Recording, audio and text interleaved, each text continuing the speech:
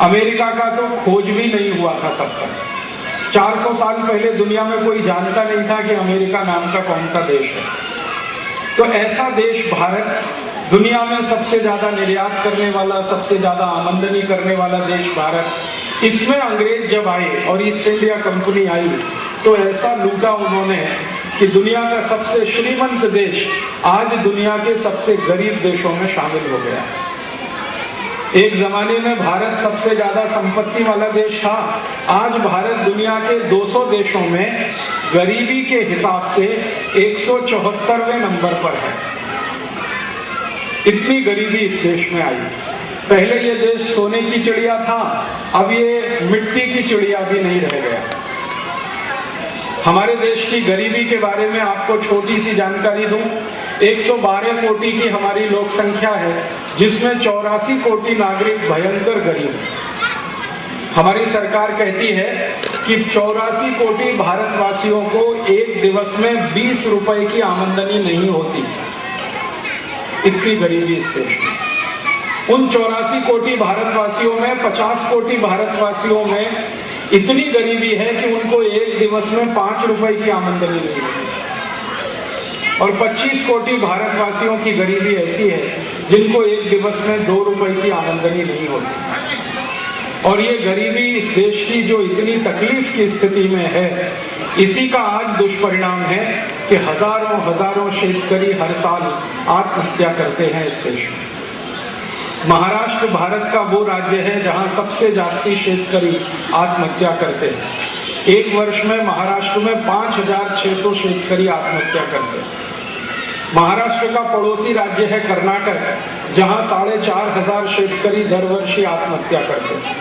और भारत में 35 राज्य हैं जिनमें एक साल में 56,000 शेतकरी आत्महत्या कर लेते हैं। गरीबी इतनी बढ़ रही है। बेकारी भी इस देश में, आजादी जब आई थी 15 अगस्त 1947 को, तो 4 कोटि भारतवासी बेरोजगार थे। अब आजादी के 60 साल के बाद 12 से 13 कोटि भारतवासी संपूर्ण बेरोजगार हैं और 8 कोटि भारतवासी साल में 8 महीने बेरोजगार रहते हैं। माने उनको साल में 4 महीने काम मिलता है, 8 महीने उनको कोई रोजगारी उपलब्ध नहीं हो पाती। अगर सरल भाषा में ये कहा जाए तो 20 कोटि भारतवासियों को काम की जरूरत है, दरकार है, लेकिन उनके पास रोजगारी नहीं है। गरीबी है, बेकारी है, भूखमरी है। इसी महाराष्ट्र राज्य में विदर्भ क्षेत्र में अमरावती नाम का एक जिला है, उसके आसपास का एरिया मेलघाट कहलाता है। इस मेलघाट क्षेत्र में दर वर्षी 50% जन्म लेते ही मर जाते हैं। और इसलिए मर जाते हैं कि उनकी आई दूध पिलाने की स्थिति में नहीं होती, क्योंकि आई को दूध नहीं बनता, क्योंकि आई को खाने को नहीं मिलता। ऐसा महाराष्ट्र राज्य का मेलघाट एरिया है। भारत सरकार के मंत्री हैं जिनका नाम है स्वास्थ्य कल्याण और परिवार राज्य मंत्री। उनका ये कहना है कि भारत में जितने बच्चे हर साल पैदा होते हैं, उनमें से 25 से 30% बच्चे वजन में बहुत कम होने के कारण पैदा होने के तीसरे महीने तक मर जाते हैं। और हमारे ही सरकार के स्वास्थ्य मंत्री का कहना है कि इन बच्चों को पैदा करने वाली जो आई है, 35 से 40% आई बच्चों को जन्म देने के पहले या जन्म देते ही मर जाते हैं, क्योंकि आई के शरीर में इतनी ताकत नहीं होती है कि वो प्रसव पीड़ा को बर्दाश्त कर सके, क्योंकि खाने को नहीं मिलता है भरपूर। इस भारत देश में आजादी के 60 साल हो गए हैं, 50% लोगों को अभी भी शिक्षा नहीं मिल पाई है, साक्षरता नहीं हो पाई। 50% लोग अभी भी बिना शिक्षा के हैं। और करोड़ों विद्यार्थी हैं जिनके पास फीस नहीं होने के कारण वो स्कूल नहीं जा सकते हैं, विद्यालय में एडमिशन नहीं ले पाते। भारत में 7,32,000 गांव हैं, इनमें से 4 लाख गांव में बीज नहीं है, इलेक्ट्रिक करंट नहीं। मेरा जन्म स्थान उत्तर प्रदेश में अलीगढ़ जिले में है। मेरे गांव में आजादी के 60 साल के बाद भी इलेक्ट्रिक करंट नहीं है। मेरा जन्म जिस गांव में हुआ है वहां बिजली नहीं है, करंट नहीं है। पूरा जीवन मैंने विद्यार्थी जीवन केरोसिन लैंप में पढ़ाई करके बिताया। केरोसिन लैंप में पढ़ाई करके मैं इंजीनियरिंग में IIT कानपुर में गया और वहां से एमटेक करके निकला। मेरे जैसे भारत में 4 लाख गांव हैं जहां बिजली नहीं है, करंट नहीं है, और जिन गांव में करंट है वहां दिवस में 14 तास करंट नहीं है, सिर्फ 10 तास। महाराष्ट्र इसका सारे देश में जीता जागता उदाहरण है। 10 घंटे से ज्यादा करंट नहीं आता गांव में। ऐसा हाल हमारे देश में बना हुआ है। 3.5 लाख से ज्यादा गांव हैं जहां चलने को अभी तक सड़क नहीं बन पाई है। उन गांव में अगर कोई बीमार पड़ जाए तो सिर्फ मरने का ही इंतजार कर सकता है, क्योंकि सड़क नहीं होने के कारण गांव के मरीज को शहर लाना बहुत असंभव होता है। ऐसा भारत है। आजादी के 60 साल बीत गए हैं। इस 60 साल में हिंदुस्तान की सरकार ने 11 पंचवार्षिक योजनाएं बनाई हैं। एक पंचवार्षिक योजना में 10 लाख कोटि का खर्च होता है। 11 पंचवार्षिक योजनाओं में 110 लाख कोटि रुपए खर्च हो चुका है। फिर भी गरीबी मिटती नहीं है, बेकारी मिटती नहीं है, भुखमरी मिटती नहीं। मैंने एक बार गणित का हिसाब निकाला था कि 110 लाख कोटि रुपए जो सरकार ने अभी तक खर्च किया है पंचवार्षिक योजना में, एक क्षण के लिए आप कल्पना करिए कि भारत में सरकार नहीं होती। थोड़ी देर के लिए कल्पना करिए, पुढ़ारी नहीं होते, सरकार नहीं होती, राजकीय पक्ष नहीं होते, और 110 लाख कोटि रुपए देश के विकास पर खर्च किया जाता तो हिंदुस्तान का एक एक गरीब आदमी लखपति हो जाता।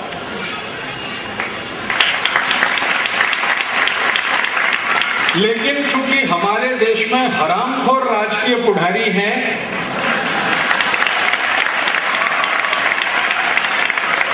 और इन राजकीय पुढ़ारियों की हरामखोरी के बारे में आप सब जानते हैं, मुझे कहने की जरूरत नहीं है। तो अब तक 110 लाख कोटि रुपए जो खर्च हुआ है।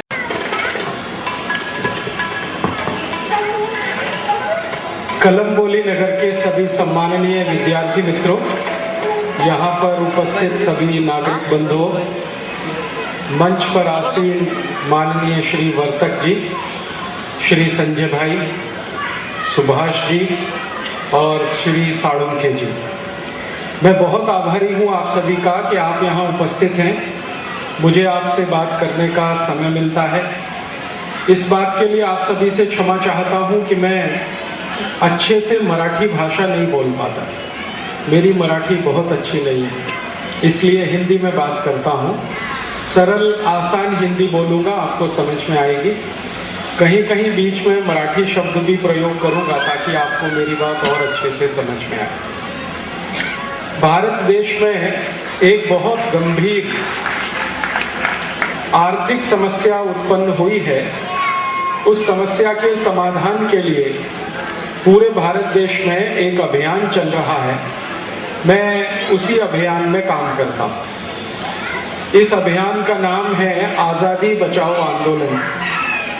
ये आज़ादी बचाओ आंदोलन का अभियान महात्मा गांधी के गांव से शुरू हुआ है। महात्मा गांधी का गांव है वर्धा जिले में, महाराष्ट्र राज्य में, और उस गांव का नाम है सेवाग्राम। आप सभी अगर परिचित हैं इस गांव से तो बहुत अच्छा है, नहीं तो 2 मिनट में उसके बारे में जानकारी दे दूं। सेवाग्राम वो गांव है जो महात्मा गांधी की कर्म स्थली है। महात्मा गांधी का जन्म गांव आप जानते हैं वो गुजरात में है, पोरबंदर। गांधी जी का कर्म गांव जो है वो महाराष्ट्र में है, सेवाग्राम। छोटा सा गांव है। 1936 के साल में गांधी जी ने इस गांव में आकर एक आश्रम बनाया। उस आश्रम का नाम भी सेवाग्राम आश्रम है। वहीं से ये अभियान शुरू हुआ जिसका नाम है आज़ादी बचाओ आंदोलन। मैं इसी में काम करता हूँ।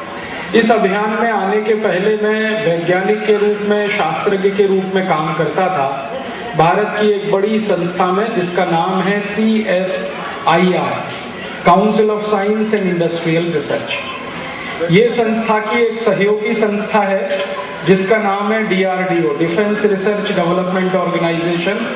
DRDO के बहुत सालों तक डायरेक्टर रहे डॉक्टर अब्दुल कलाम। भारत के राष्ट्रपति बनने से पहले वो DRDO के डायरेक्टर थे, और जिस समय वो DRDO में डायरेक्टर थे उस समय एक ज्वाइंट प्रोजेक्ट में मैंने काम किया था। CSIR और DRDO का प्रोजेक्ट था अंतरिक्ष में उपग्रह भेजने के लिए एक बूस्टर नाम की मशीन बनाई जाती है। उस मशीन को बनाने के प्रोजेक्ट में मैं लगा हुआ था। 2-2.5 साल मैंने काम किया, उसके बाद वो छोड़ दिया और उसके बाद ये आज़ादी बचाओ अभियान में मैं शामिल हो गया। ये आज़ादी बचाओ आंदोलन की ज़रूरत क्या? आपके मन में प्रश्न आएगा कि अब हमारे देश की आज़ादी को क्या खतरा है जो आज़ादी बचाओ आंदोलन करना पड़ता है। कंपनी व्यापार के लिए आई थी। आप सभी विद्यार्थियों ने भारत का इतिहास पढ़ा है। उस परदेशी कंपनी का नाम था ईस्ट इंडिया। उसने भारत में व्यापार के लिए प्रवेश किया था और जिस समय ये कंपनी भारत आई थी उस समय भारत का जो राजा था उस राजा का नाम था जहांगीर। जहांगीर ने भारत देश में ईस्ट इंडिया कंपनी को व्यापार करने का लाइसेंस दिया था और ईस्ट इंडिया कंपनी ने गुजरात राज्य के सूरत नगर में एक दुकान शुरू की थी। उस एक दुकान से उनकी दूसरी दुकान बनी, फिर तीसरी बनी, फिर धीरे धीरे 100 साल में उन्होंने इतना व्यापार किया, इतना मुनाफा कमाया कि ईस्ट इंडिया कंपनी ने तय किया कि अब भारत देश में ही रहना है। वो आए थे व्यापारी बनकर चाय और कॉफी बेचने के लिए, फिर इस देश के राजा बन गए, इस देश के मालिक बन गए। और जब ईस्ट इंडिया कंपनी का साम्राज्य स्थापित हो गया हमारे देश पर, तब उन्होंने इस देश का लूट करना शुरू किया और लूटने के लिए उन्होंने बड़े बड़े कानून बनाए, नीतियां बनाई, नियम बनाए और वो लूट का सारा पैसा और धन यहाँ से इंग्लैंड ले गए। अंग्रेजी ईस्ट इंडिया कंपनी ने जब लूट हिंदुस्तान में की तो भारत का क्या हाल हुआ। ईस्ट इंडिया कंपनी के आने के पहले भारत दुनिया का सबसे ज्यादा संपन्न देश था, समृद्धशाली देश था। एक अंग्रेजी इतिहासकार हुआ, उसका नाम है अर्नोल्ड टाइनबी। अर्नोल्ड टाइनबी ने भारत देश पर सबसे ज्यादा रिसर्च किया है, शोध किया है। उसने भारत देश पर कुछ पुस्तकें लिखी हैं। उनमें से एक पुस्तक है जो सारी दुनिया में चर्चित है, जिसका नाम है history of British India. Bharat का इतिहास उसने लिखा है। पुस्तक का नाम है हिस्ट्री ऑफ ब्रिटिश इंडिया, माने ब्रिटेन का जो भारत है गुलामी का, उसका इतिहास उसने लिखा है। और उसमें उसने पुस्तक के सबसे पहले पन्ने पर शुरू करते हुए ये लिखा है कि अंग्रेजों के और ईस्ट इंडिया कंपनी के भारत में आने से पहले भारत दुनिया का सबसे ज्यादा श्रीमंत देश है। और वो कहता है कि दुनिया के देशों की जो अमीरी है, अमीरी, उसमें भारत सबसे ऊंचे स्थान पर है। दुनिया में मात्र 200 देश हैं, उनमें आज से 400 साल पहले भारत सबसे ऊंचे स्थान पर है। पर कैपिटा इनकम माने प्रति व्यक्ति आय, पर कैपिटा प्रोडक्शन माने प्रति व्यक्ति उत्पादन, पर कैपिटा कंजम्पशन माने प्रति व्यक्ति उपभोग और पर कैपिटा डोमेस्टिक सेविंग्स माने घरेलू बचत, ये सब आर्थिक आधारों पर भारत दुनिया का सर्वश्रेष्ठ देश था। टॉइनबी लिखता है कि दुनिया भर के देशों का सोना, चांदी, हीरे, जवाहरात जैसा बेशकीमती सामान भारत में आता था और भारत से कुछ भी बाहर नहीं जाता। दुनिया भर के देशों से सोना चांदी भारत में क्यों आता था? क्योंकि भारत का सामान दुनिया के देशों में बिकता था। भारत सबसे बड़ा एक्सपोर्ट करने वाला देश उस समय था।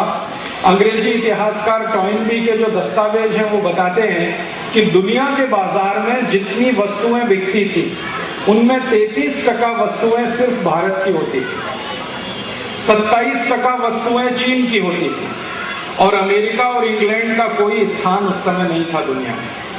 अमेरिका का तो खोज भी नहीं हुआ था तब तक।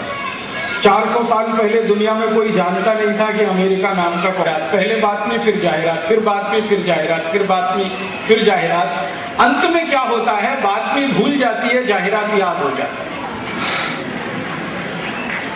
मैं किसी को भी पूछता हूं आपने कल क्या बात में देखी, कहते माहिती नहीं। फिर मैं उसको पूछता हूं आपने कल जाहिरात क्या देखा, वो पट से बोलता है ठंडा मतलब। देखिए आप भी बोल रहे हैं, बात में याद नहीं है, जाहिरात याद। अब ये जाहिरात क्यों याद हो जाता है और बात में याद क्यों नहीं हो पाती है? कारण ये है कि बात में हर घंटे 2 घंटे में बदल जाती है, नई बात नहीं आ जाती, लेकिन जाहिरात बदल नहीं होता। वो 1 दिवस, 10 दिवस, 1 महीना, 1 बरस, 2 बरस, 10 बरस एक ही चलता है। ठंडा मतलब कोका कोला, ठंडा मतलब कोका कोला, ठंडा मतलब कोका कोला। तो चूंकि जाहिरात बदलता नहीं, याद हो जाता है। याद हो जाए तो फिर बाजार में जाकर हम वही वस्तु खरीदते हैं जो जाहिरात में देखा। माने हम कोका कोला पीते हैं, फिर पेप्सी कोला पीते हैं। किसी को भी पूछो भाई क्यों पी रहे हो कोका कोला, तो कहते हैं आमिर खान कह रहा है इसलिए पी रहे, सलमान खान कह रहा है इसलिए पी रहे, शाहरुख खान कह रहा है इसलिए पी रहे। अब आमिर खान क्यों कहता है ये ठंडा मतलब कोका कोला, एक बार मैंने ये जानने के लिए आमिर खान को ईमेल किया, कंप्यूटर के माध्यम से उसको एक पत्र लिखा और आमिर खान को मैंने एक प्रश्न किया, do you drink Coca Cola, क्या तुम कोका कोला पीते हो? तो आमिर खान ने मुझे उत्तर दिया, I do not drink Coca Cola, मैं पीता नहीं हूं Coca Cola, I only advertise Coca Cola, मैं सिर्फ उसका जाहिरात करता हूं। मैं उसको पूछा तुम जाहिरात क्यों करते हो, तो उसने कहा 7 कोटी रुपए मिलता है ठंडा मतलब कोका कोला बोलने का। 7 कोटी। आमिर खान ने मुझे बताया, तब माहिती हुआ, मैं तो फिल्म देखता नहीं। उसने कहा कि मैं 1 वर्ष में 1 फिल्म बनाता हूं और उसमें 3 कोटी रुपए मिलता है। 1 वर्ष में 3 कोटी की आमदनी है और ठंडा मतलब कोका कोला 5 मिनट बोलता हूं तो 7 कोटी की आमदनी होती है। तो उसने कहा आजकल मैंने फिल्म बनाना कम कर दिया है क्योंकि उसमें पैसा कम है और ये ठंडा मतलब कोका कोला ये शुरू कर दिया है क्योंकि इसमें पैसा ज्यादा है। फिर मैंने आमिर खान को एक बार पूछा कि तुम पीते क्यों नहीं हो कोका कोला, जाहिरात क्यों करते हो? तो उसने कहा जाहिरात तो पैसे के लिए करता हूं, पीता इसलिए नहीं हूं कि ये पीने लायक नहीं। मैं पूछा क्यों नहीं है पीने लायक? तो उसने कहा मेरा डॉक्टर मना करता है इसको नहीं पीना। मैं उसको पूछा क्या कहता है तुम्हारा डॉक्टर? तो कहता मेरा डॉक्टर कहता है दिस इज हाईली एसिडिक। मतलब क्या है? कोका कोला में जास्ती एसिड है, इसलिए आमिर खान का डॉक्टर उसको बोलता पीना नहीं तो इससे एसिडिटी हो जाएगी, हाइपर एसिडिटी हो जाएगी, थोड़े दिन में अल्सर हो जाएगा, पेप्टिक अल्सर हो जाएगा और अंत में कैंसर हो जाएगा और मर जाओगे। इसलिए आमिर खान पीता नहीं, दूसरों को पिलाता। जब आमिर खान ने मुझे ये कहा कि मैं इसे पीता नहीं क्योंकि इसमें एसिडिटी, हाइपर एसिडिटी होने की शक्यता है, तब मुझे मन में एक विचार आया कि पता करना चाहिए पेप्सी कोला में क्या एसिड है। एसिडिटी माने एसिड है तभी तो एसिडिटी है। तो मैंने मुंबई के बाजू में एक बहुत बड़ा नगर है, उसका नाम है पुणे। पुणे में जिन वैज्ञानिकों ने जांच किया उन्होंने बताया कि पेप्सी और कोका कोला में जो एसिड है उसका नाम है फॉस्फोरिक एसिड। हार्पिक बनता है। हार्पिक आपने जाना है, देखा है? हार्पिक क्या करता है? संडास साफ करता है। तो संडास साफ करने वाला जो हार्पिक है वो फॉस्फोरिक एसिड से बनता है। उसी फॉस्फोरिक एसिड से कोका कोला भी बनता है। और जिन वैज्ञानिकों ने जांच किया उन्होंने कहा कि संडास साफ करने वाले हार्पिक में जितनी मात्रा में एसिड है, एसिड की मात्रा पता है कैसे जानते हैं? पीएच। पीएच नाम सुना है? PH value. हाँ, पीएच वैल्यू उसमें कहा कि पेप्सी कोला, कोका कोला का पीएच वैल्यू है 2.4, 2.4। और मैंने एक दिन हार्पिक का पीएच वैल्यू निकाला, वो भी 2.4 ही है। तब मुझे एक आइडिया ये आया कि हार्पिक से अगर संडास साफ हो सकता है तो पेप्सी से भी होना चाहिए, क्योंकि दोनों एक ही क्वालिटी के हैं।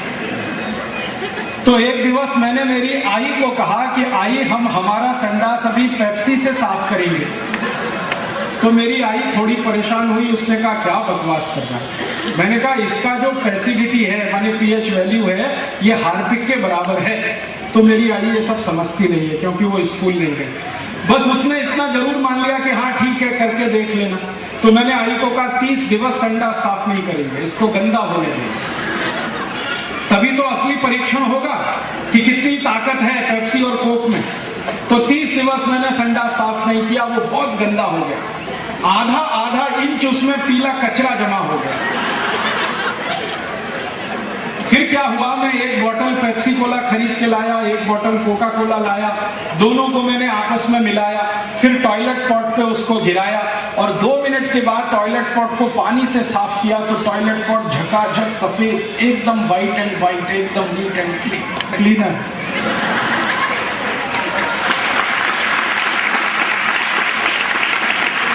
अब मुझे बहुत दुख होता है कि भारत में कुछ पढ़े लिखे सुशिक्षित लोग ये टॉयलेट क्लीनर पीते हैं, गटागट।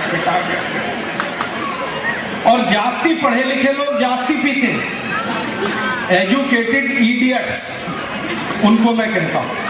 वो इंजीनियर है, डॉक्टर है, प्रोफेसर है, मैनेजर है, चार्टेड अकाउंटेंट है, वो जास्ती पेप्सी कोक पीते हैं। अनएजुकेटेड है, वो इंटेलिजेंट है, और जो सुशिक्षित है वो इडियट है, पेप्सी पीता है, कोक पीता है, थम्स अप, लिम्का, सिट्रा, और अकेले नहीं पीता, घर में आने वाले मेहमान को भी पिलाता है। एक बाजू में कहता है मेहमान देवता होता है, देवताओं को इस हंडा साफ करने का पानी। कुछ मेहमान अपने घर में ऐसे आते हैं जो घुसते ही कहते हैं ठंडा लाओ, माने टॉयलेट क्लीनर पिलाओ हमको अभी ना। ऐसा धंधा चल रहा है। अब मैं आपको एक सीरियस माहिती देना चाहता हूं। ये जो पेप्सी कोला है, ये जो कोका कोला है, इसको बेचने के लिए अमेरिका की कंपनी भारत में आई है। कंपनी का नाम भी यही है, पेप्सी कोला और कोका कोला। ये दोनों अमेरिका की कंपनी ने भारत में कई गांव में अपना कारखाना लगाया, फैक्ट्री। आप अगर यहां से पुणे जाओ, ये दोनों अमेरिका की कंपनी ने भारत में कई गांव में अपना कारखाना लगाया, फैक्ट्री। आप अगर यहां से पुणे जाओ ना, पुणे, तो पुणे के बाजू में एक गांव है पेरंगुट, वहां पर कोका कोला की सबसे बड़ी फैक्ट्री। एक बार मैं वो फैक्ट्री देखने गया तो वहां जो मैनेजर काम करता, मैंने उसको पूछा कि आप इस फैक्ट्री में क्या बनाते हैं? तो उनका कोका कोला बनाते हैं। तो एक बाटली कितने में बनता है? उसने कहा 70 पैसे में बनता है। तो मैं दिमाग घूम गया मेरा, 70 पैसे में? उसने कहा हाँ, ये बाटली 70 पैसे में इसलिए बनता है कि ये बाटली में पानी है, पानी फोकट का मिलता है हमें, सरकार हमसे पानी का पैसा नहीं लेती।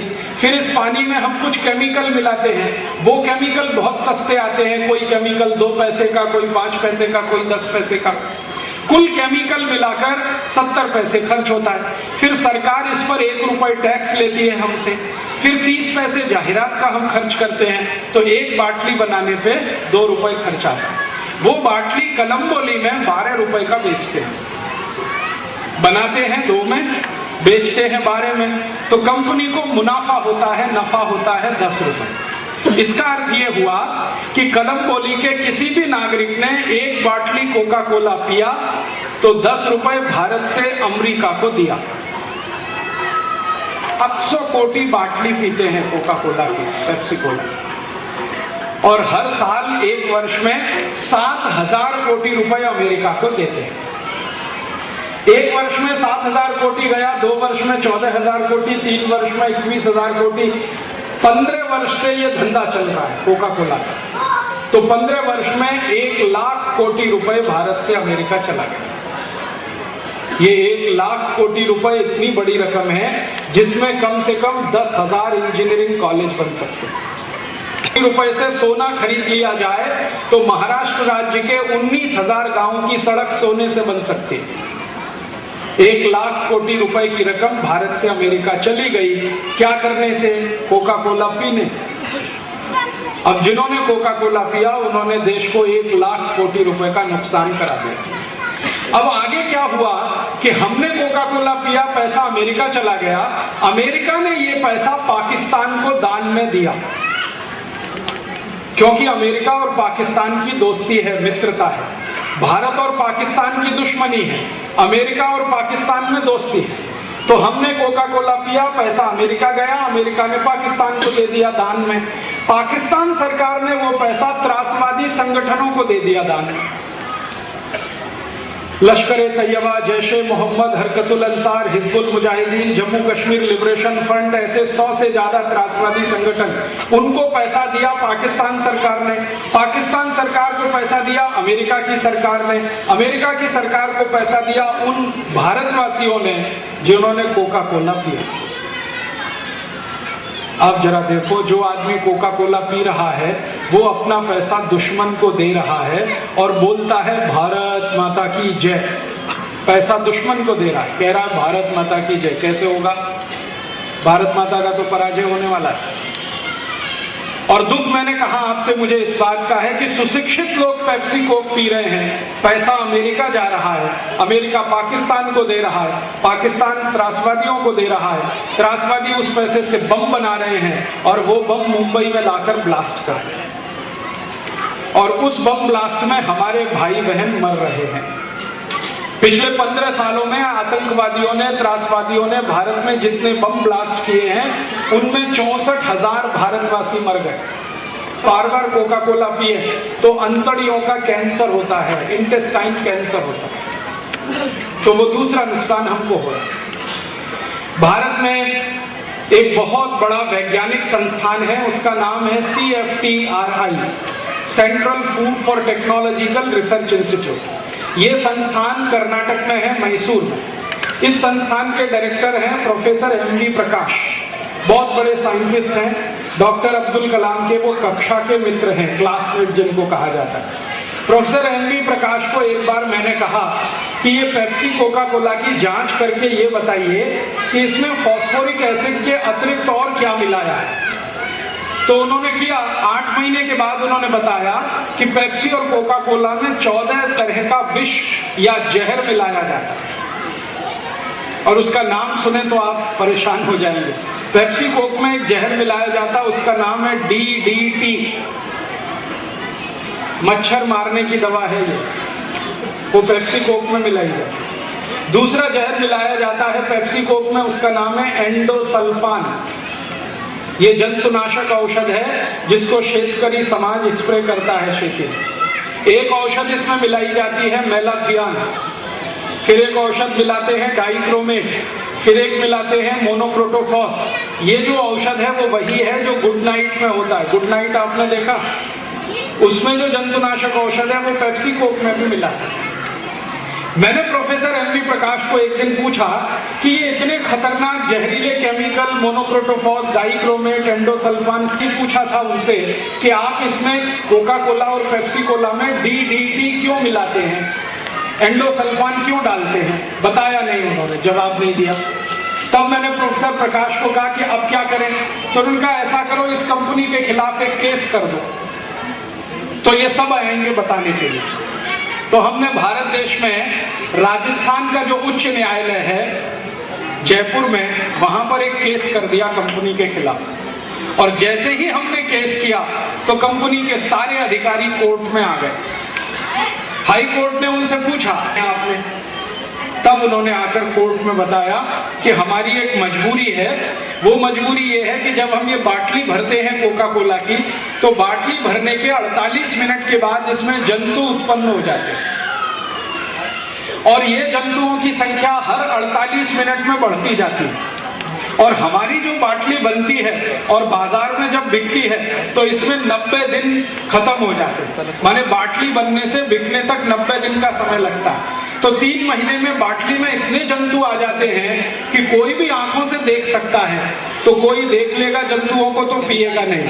इसलिए इन बाटलियों में हम जंतुनाशक औषध मिला देते हैं ताकि जंतु मरते रहें और कोई भी पिएगा तो उन्होंने कहा फिर वो उसकी समस्या है जो पिएगा विकलांग हो जाए। इतना खतरनाक। और एक साइंटिस्ट ने यहां तक कहा है रिपोर्ट में कि पेप्सी और कोका कोला का इंजेक्शन भर के, इंजेक्शन आता है ना जिसमें दवा नहीं भरना, पेप्सी कोला भरना, और किसी भी व्यक्ति को इंजेक्ट कर दो ब्लड में तो 15 मिनट में उसको हार्ट अटैक आ जाए। और एक वैज्ञानिक ने ये कहा है कि रोज अगर 1 बाटली 2 बाटली कोई भी पेप्सी पीता रहे, तीसरे साल में उसको नपुंसकता आ जाएगी, क्योंकि उसमें केमिकल इतने खतरनाक। अब एक तरफ पेप्सी को बिकने का पैसा अमेरिका जा रहा है, दूसरी तरफ हमारे शरीर को 48 रोग पैदा होने की शक्यता है। ऐसा पेप्सी और कोका कोला बेचने का धंधा आमिर खान करा रहा है। सलमान खान और शाहरुख खान करा रहा है और ये सब खेल देश में चल रहा है जिसका नुकसान भारत माता को हो रहा है, आपको हो रहा है, और जिसका फायदा त्रासवादियों को हो रहा है।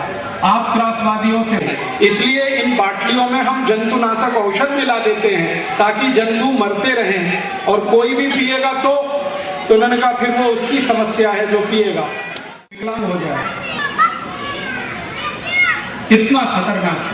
और एक साइंटिस्ट ने यहां तक कहा है रिपोर्ट में कि पेप्सी और कोका कोला का इंजेक्शन भर के, इंजेक्शन आता है ना जिसमें दवा नहीं भरना, पेप्सी कोला भरना, और किसी भी व्यक्ति को इंजेक्ट कर दो ब्लड में तो 15 मिनट में उसको हार्ट अटैक आ जाए। और एक वैज्ञानिक ने यह कहा है कि रोज अगर 1 बाटली 2 बाटली कोई भी पेप्सी पीता रहे, तीसरे साल में उसको नपुंसकता आ जाएगी, क्योंकि उसमें केमिकल इतने खतरनाक। अब एक तरफ पेप्सी को बिकने का पैसा अमेरिका जा रहा है, दूसरी तरफ हमारे शरीर को 48 रोग पैदा होने की शक्यता है। ऐसा पेप्सी और कोका कोला बेचने का धंधा आमिर खान करा रहा है, सलमान खान और शाहरुख खान करा रहा है, और ये सब खेल देश में चल रहा है जिसका नुकसान भारत माता को हो रहा है, आपको हो रहा है, और जिसका फायदा त्रासवादियों को हो रहा है। आप त्रासवादियों से रोज परेशान हो रहे हैं, उनको पैसा पाकिस्तान से मिल रहा है, पाकिस्तान को पैसा अमेरिका से मिल रहा है, अमेरिका को पैसा भारत के वो लोग दे रहे हैं जो पेप्सी और कोका कोला पी रहे हैं। अभी आप विद्यार्थियों से मैं एक प्रश्न पूछना चाहता हूं कि पेप्सी कोला पीना चाहिए? तो मैं आपको बोलूंगा कि आप भारत माता के सबसे बड़े दुश्मन हैं और देशद्रोही हैं। तो आप बोलेंगे फिर हम क्या पिए? पीने के लिए सबसे अच्छा है ऊस का रस पीजिए, संतरे का रस पीजिए, मौसमी का रस पीजिए। आपको कुछ मिलता है अच्छा तो द्राक्ष का रस पीजिए, गाजर का रस पीजिए, टमाटर का रस पीजिए। कुछ नहीं मिलता तो नींबू की शिकंजी पीजिए, नारियल का पानी पीजिए। वो भी नहीं मिलता है तो मिट्टी के घड़े का पानी पीजिए। वो पेप्सी कोक से अच्छा है क्वालिटी में और कीमत में सस्ता है। आप सब भारतवासी अगर ये बात मान लें कि पेप्सी कोक ना पिए तो 1 वर्ष में देश का 7,000 कोटी रुपए बचेगा। उतने ही रुपए से ऊस का रस पिए तो 7,000 कोटी रुपए का ऊस का रस बिकेगा। 7,000 कोटी का अगर ऊस का रस बिकेगा तो दर वर्षी शेतकरी समाज को जो ऊस उत्पन्न करता है उसको 7,000 कोटी रुपए का लाभ होगा। और मैंने एक दिन जोड़ा है हिसाब कि 10 वर्ष में हिंदुस्तान का हर शेतकरी जो ऊस उत्पन्न कर रहा है वो कोटिपति हो जाएगा और फिर कभी भी आत्महत्या करने का काम नहीं करेगा। तो भारत के शेतकरी को श्रीमंत बनाइए, शेतकरी को कोटिपति बनाइए ताकि वो आत्महत्या ना करे। इसलिए ऊस का रस पीजिए, पेप्सी को कभी मत पीजिए। ऊस का रस ना मिले तो संतरे का रस पीजिए, तो भी मुनाफा शेतकरी को ही मिलेगा। संतरे का रस ना मिले तो ये मौसमी का रस, द्राक्ष का रस पी लीजिए, तो भी पैसा शेतकरी को मिलेगा। माने ऐसा सॉफ्ट ड्रिंक पीजिए जो भगवान का बनाया हुआ और शेतकरी को लाभ पहुंचाने वाला हो। करेंगे? और अगर आपने ये किया तो एक बहुत बड़ी क्रांति इस देश में हो जाएगी, जैसे कभी 1857 में इस देश में हुई थी। 1857 की क्रांति जिन्होंने की उनको हम बड़े श्रद्धा से याद करते हैं। नाना साहब पेशवा, तात्या टोपे, झांसी की रानी लक्ष्मीबाई, नाना फडणवीस, वासुदेव बलवंत फड़के, ये सब क्रांतिकारियों को हम श्रद्धा से याद करते हैं क्योंकि इन्होंने भारत में एक क्रांति की थी सन 1857 में। आप अगर 2008 में कोई दूसरी क्रांति करेंगे तो आपके आने वाली पीढ़ी आपको इतनी ही श्रद्धा से याद करेगी कि कभी भारत के विद्यार्थियों ने एक क्रांति की थी जिसमें शेतकरी समाज को पैसा मिला था और पेप्सी कोक का पैसा इस देश में रुका था विदेश जाने से। तो आपको भी इतिहास में ऐसे ही याद करेगा। ये संधि आपके पास है, आप अपने जीवन में एक संकल्प लेकर इसको पूरा कर सकते हैं। अब आप एक आखिरी प्रश्न पूछेंगे कि भारत की सरकार को यह माहिती नहीं है क्या कि कोर्ट में हमारा केस अभी चल रहा है? तो भारत के प्रधानमंत्री की तरफ से जो वकील आया सुप्रीम कोर्ट में, उसको सुप्रीम कोर्ट ने पूछा कि प्रधानमंत्री को यह पूछो कि उन्होंने पेप्सी और कोका कोला को लाइसेंस क्यों दिया।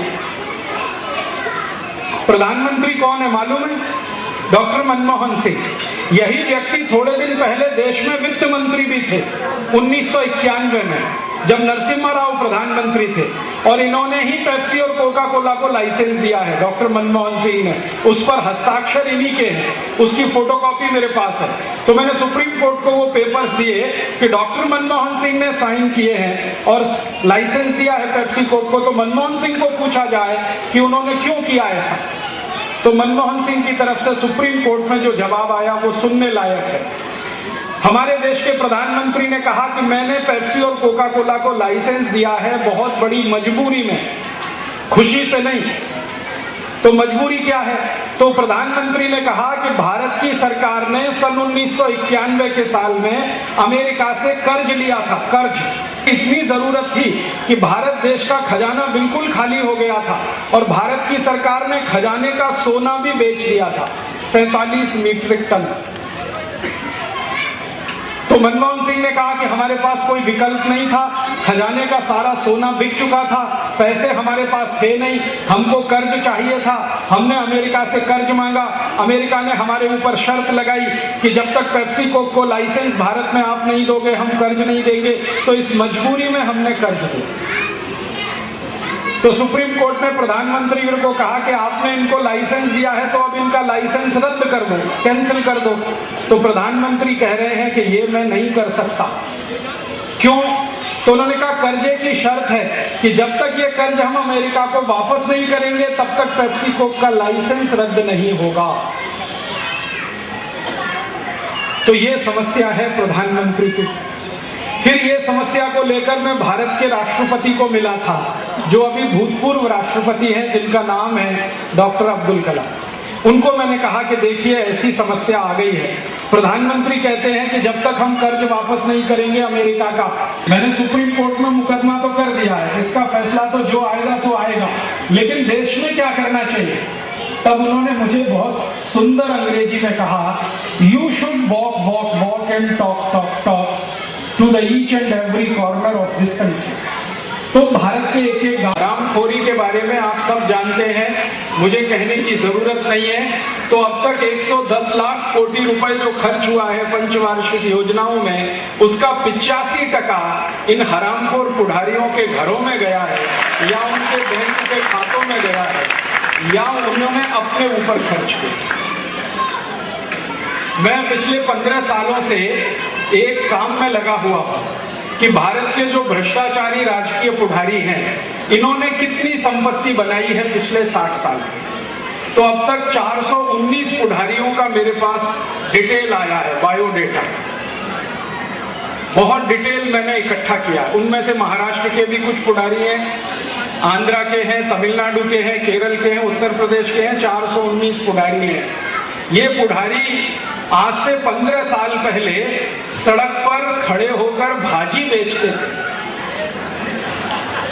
ध्यान से सुनना इसको, 15 साल पहले सड़क पर खड़े होकर या तो भाजी बेचते थे या सिनेमा का टिकट ब्लैक करते थे या चाय की दुकान चलाते थे या पान का ठेला लगाते थे। ये 419 पुढ़ारी 15 वर्ष पहले इनकी जेब में 2 रुपया नहीं होता था जिससे ये चाय खरीद के पी सकें, और आज इन 419 पुढ़ारियों के पास पूरे देश में 45 लाख कोटि रुपए की संपत्ति है।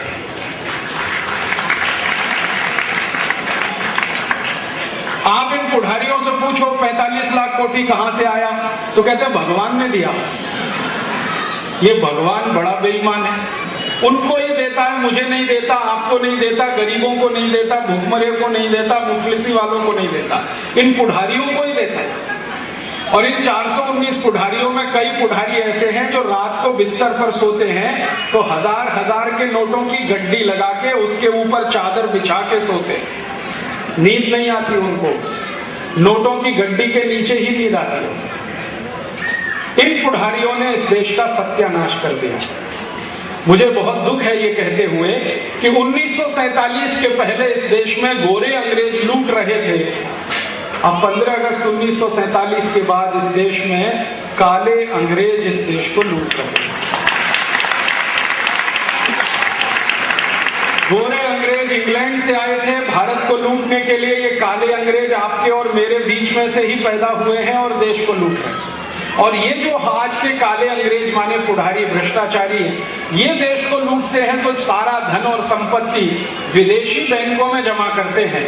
स्विट्जरलैंड नाम का एक छोटा सा देश है, वहां की 37 बैंकों में भारत के 419 भ्रष्टाचारी पुढ़ारियों का 1000 अरब डॉलर जमा है। 1000 बिलियन डॉलर। एक डॉलर में 40 रुपए होते हैं, तो 1000 अरब डॉलर का मतलब होता है 40 लाख कोटी रुपए। ये इन्होंने भारत में से लूट लूट कर विदेशी बैंकों में रखा है। मेरे मन में एक योजना चल रही है आजकल, जो सारा देश मदद करे, तो इस योजना को मैं करना चाहता हूं इस देश में, कि जिन पुढ़ारियों ने भारत का धन लूटकर विदेशी बैंकों में रखा है, इस धन को भारत में वापस लाया जाए और इसको भारत की राष्ट्रीय संपत्ति घोषित कराया जाए। अगर ये 1000 अरब डॉलर का धन भारत में वापस आ गया और इसको राष्ट्रीय संपत्ति जाहिर करा दिया, तो 40 लाख कोटी रुपए देश को मिलेंगे। और ये इतनी बड़ी रकम है कि इससे सोना खरीद लिया जाए तो भारत के एक एक गांव की सड़क पर सोने की चादर बिछाई जा सकती है, सोने की परत बिछाई। मैं आपसे कहने ये आया कि भारत गरीब नहीं है, भारत के हरामखोर पुढ़ारी गरीब हैं, जिन्होंने लूट लूट कर इस देश को गरीब बना दिया। जो लूटखोर होता है उसको मैं गरीब कहता हूं, क्योंकि अगर वो मानसिक रूप से गरीब नहीं होता तो लूटखोरी क्यों करता। तो ये मानसिक रूप से गरीब पुढ़ारियों ने इस देश को गरीब बना दिया है। देश गरीब नहीं है, यहाँ के पुढ़ारियों ने गरीब बना दिया। और अब मैं आपसे जो कहने आया वो ये कि ये पुढ़ारियों ने देश को गरीब बनाने के लिए और इस देश की लूट बढ़ाने के लिए वही काम फिर से शुरू कर दिया है जो 400 साल पहले मुगल बादशाह जहांगीर ने किया था। आप जानते हैं जहांगीर ने क्या किया था? थोड़ी देर पहले बताया। एक अंग्रेजी ईस्ट इंडिया कंपनी को भारत में बुलाया था और जहांगीर ने उस कंपनी के साथ समझौता किया था कि आप भारत में आइए, लूट करिए, पैसा कमाइए, थोड़ा सा मुझे भी दे दीजिए, बाकी लंदन लेके जाइए। तो ईस्ट इंडिया कंपनी आ गई और एक ईस्ट इंडिया कंपनी ने आकर 400 साल लूटा। अब आजादी के 60 साल के बाद 2008 में जब मैं आपसे बात कर रहा हूं, तो आज के पुढ़ारियों ने हजारों परदेशी कंपनियों को बुला लिया है, उनको लूटने का लाइसेंस दे दिया है और उनका एक ही नारा है कि लूटो, थोड़ा बहुत हमको भी दे दो। तो अब भारत में क्या हो गया है? 4500 परदेशी कंपनियां आ गई हैं, वो इस देश को लूट रही हैं।